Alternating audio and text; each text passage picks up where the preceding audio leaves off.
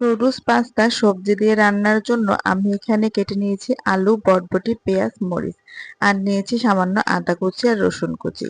এখানে পাস্তা আর নুডলস গুলোকে সেদ্ধ করে নিয়েছি। আর এখন দুটো ডিম ভালো করে লবণ দিয়ে তেলে ভেজে সুন্দর করে ভুজিয়া করে নেব। এখন ওই কড়াইতেই ডিম তুলে পেঁয়াজ সম্বার দিয়ে পেঁয়াজটা একটু ভাজা ভাজা হলে দিয়ে দেব বটবটি আর আলুগুলো। বটবটি আলু দিয়ে দিয়ে দেব গাজর। গাজরটা আমার ফ্রিজে ফ্রোজেন করে রাখা ছিল। আর এখানে আমি একটু সস নিয়েছি, সসটাও আমার বাড়িতেই বানানো। এখন আমি সবজিগুলো ভাজতে থাকবো শুধু লবণ দিয়ে। আর একটু ভাজা ভাজা হয়ে আসলে তাতে দিয়ে দেব কাঁচামরিচ।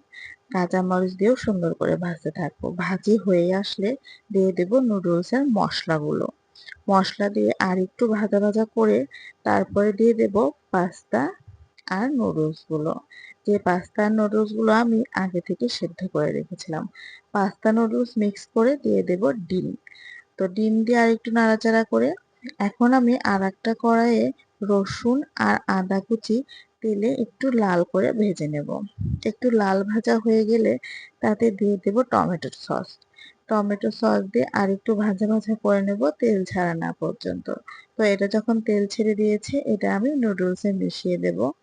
এটা দিলে নুডলসের ফ্লেভারটা অনেক মজা হয়, খেতেও দারুণ হয়। আর দেখো নুডলসের কালারটা কি সুন্দর এসেছে এটা দেওয়ার কারণে।